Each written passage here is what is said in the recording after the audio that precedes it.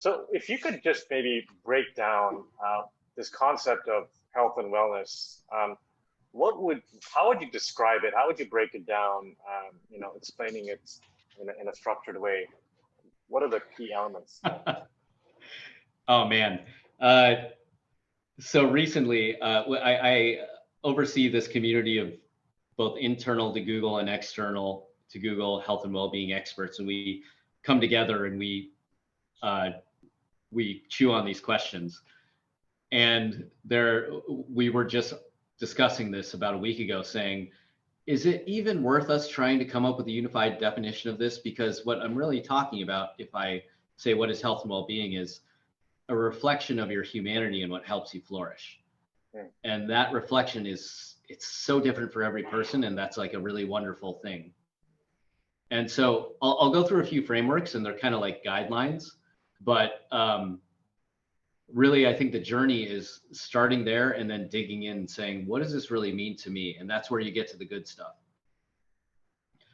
So the first framework that I'll call out is there's a company we work with called Exos, which is our main partner in overseeing and operating a lot of our health and well-being spaces and services.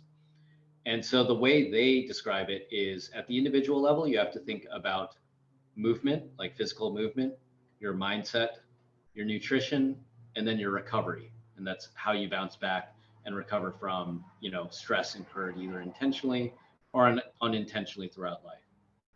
And so that framework is embedded deep in the way that we think about our amenities and how we seek to support both the health and the performance of our employees. Now, it's also a little bit incomplete.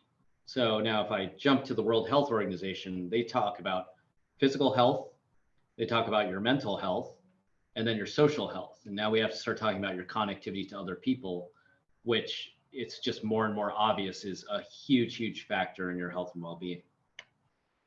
Now, the most holistic and contemporary framework that I think is pretty well known that I like to point to is called the Harvard Flourishing Index. And they talk about your happiness and life satisfaction. So it's very much a sentiment measure, your mental and physical health, your meaning and purpose. There's a researcher at University of Michigan named Vic Strecker who combines research around meaning and purpose with public health, and just the effects on both individuals and communities on if you have purpose or not.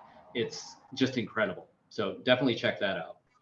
Other categories: character and virtue, close social relationships, and then of course financial and material stability, which, if you are at Google, gets talked about less because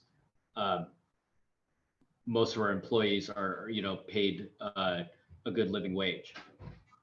And so that's probably the most contemporary one.